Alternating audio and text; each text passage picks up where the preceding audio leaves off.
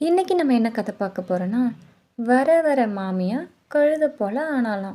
ஒரு கிராமத்தில் ஒரு சின்ன வீட்டில் ஒரு அம்மாவும் அவங்க பேர் சீதா, அவங்க பையன் ரயானும் வாழ்ந்து வந்தாங்க. அப்போது ஒரு நாள் சீதா திண்ணையில் உட்காந்துன்னு இருக்கும்போது தன்னோட பையனுக்கு வயசாகிட்டே போகிறதால அவனுக்கு கல்யாணம் பண்ணணும்னு தீவிரமாக யோசிச்சுக்கிட்டு இருந்தாங்க. அப்போதான் பக்கத்து ஊரில் அவங்க சொந்தக்கார பொண்ணு ஒன்று இருக்கிறது ஞாபகம் வர மறுநாள் அந்த பொண்ணை போய் பார்த்தாங்க. அவங்க 2 பேருக்குமே பொண்ணு ரொம்ப பிடிச்சி போக பொண்ணுக்கும் பையனை பிடிச்சதால ஜாம் ஜாம்னு கல்யாணம் பண்ணாங்க. பொண்ணோட அம்மாவுக்கு பொண்ணை விட்டால் வேற யாரும் இல்லை. அதனால் அவங்க மகளோடையே தங்கிக்கிட்டாங்க. பொண்ணு, அவங்க அம்மா, கணவரோட அம்மான்னு எல்லாரும் ஒரே வீட்டிலேயே ரொம்ப சந்தோஷமாக வாழ்ந்துட்டு வராங்க. மாமியார்னா சும்மாவா இருப்பாங்க, அப்போ எதுனா குறை நிறைகளை சொல்லிக்கிட்டே இருப்பாங்க. ஒரு நாள் அவளும் அவங்க அம்மாவும் டிவி பார்த்துட்டு இருந்தாங்க. அப்போது மாமியார் உள்ளே தூங்கிக்கிட்டு இருந்தாங்க. இப்போ இவளுக்கு ஒரு யோசனை வந்துச்சு. அதை உடனே போய் அவளோட கணவர்கிட்ட இப்படி சொன்னான். ஏங்க இங்க பாருங்க, எங்க அம்மா கிட்ட நிறைய சொத்து இருக்கு, அதனால அவங்கள நம்ம கூடயே வச்சுக்கலாம். ஆனா உங்க அம்மா கிட்ட தான் ஒண்ணுமே இல்லையே, அதனால அவங்கள நம்ம கூட வச்சிருந்து என்ன பண்ண போறோம்? அதனால நான் சொல்ற மாதிரி செய்யுங்க. ஊர் சுத்தி காட்டுறேன்னு சொல்லி நடு காட்டுக்கு கூட்டின்னு போயிட்டு அவங்க கிட்ட எதுனா சொல்லி அவங்கள அங்கேயே விட்டுட்டு வந்துடுங்க. என்ன நான் சொல்றது சரியா? அவன் மனைவி ராதிகா சொன்னதை கேட்ட ராயானும் கொஞ்ச நேரம் யோசித்து பார்த்துட்டு சரி அப்படின்னு சொன்னான். அடுத்த நாள் அவங்க அம்மாவை கூட்டிக்கிட்டு காட்டு உள்ள நடந்து போனாங்க. மருமக ராதிகா மாமியாருக்கு மண்ணுருண்டையும் புருஷனுக்கு பால் சாதமும் கொடுத்து அனுப்புனான். அப்போது சீதா தன்னோட மகன்கிட்ட அங்கே இருந்த ஆற்று பக்கத்தில் உட்காந்து சாப்பிடலான்னு சொல்கிறா. அதுக்கு ராயான், இங்கேயே இருமா, நான் போய் சாப்பிட தண்ணி பிடிச்சிட்டு வரேன் அப்படின்னு சொல்லிட்டு அவன் அவங்க அம்மாவை இந்த காட்டுலேயே விட்டுட்டு வீட்டுக்கே போயிட்டான்.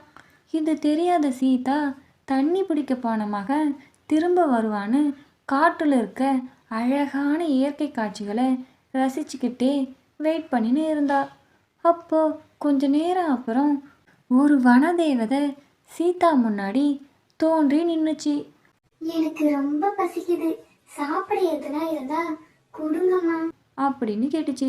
அப்போ சீதா பையுள்ள இருந்து ஒரு சாப்பாடு கப்பை வனதேவதை கிட்ட கொடுத்தா.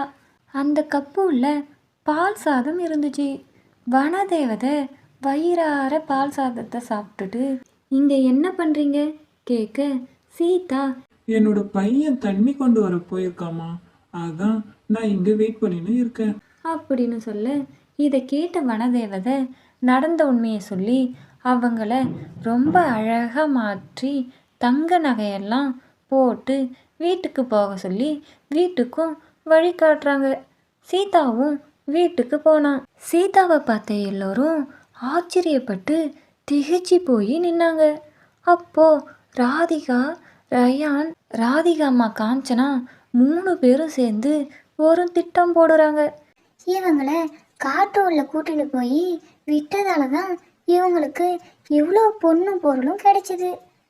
அதனால எங்க அம்மாவையும் அதே மாதிரி கூட்டுன்னு போய் விட்டுட்டு வாங்கன்னு ராதிகா சொன்னான்.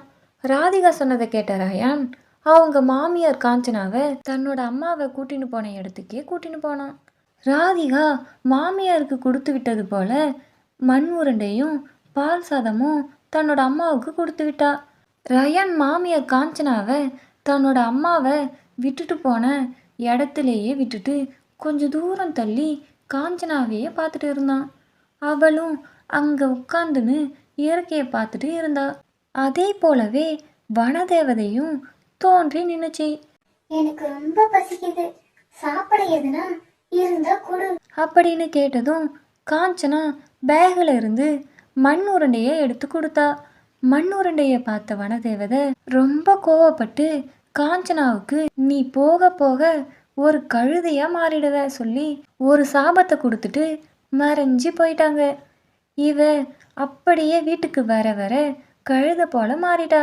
ராதிகா ரயான் கிட்ட, ஏங்க எங்க எங்க அம்மா எங்கங்க காணோம்? கழுதையை எதுக்கு கூட்டின்னு வந்திருக்கீங்க? இதுதாம்மா உங்க அம்மா. காட்டுல இருந்து வீட்டுக்கு வர வர கழுதையாக மாறிட்டாங்கன்னு நடந்த எல்லாத்தையும் ராதிகா கிட்ட சொன்னான். இதுதாங்க அந்த பழமொழி. வர வர மாமியா கழுதை போல ஆனாலாம். This video sponsored by SBO digital marketing.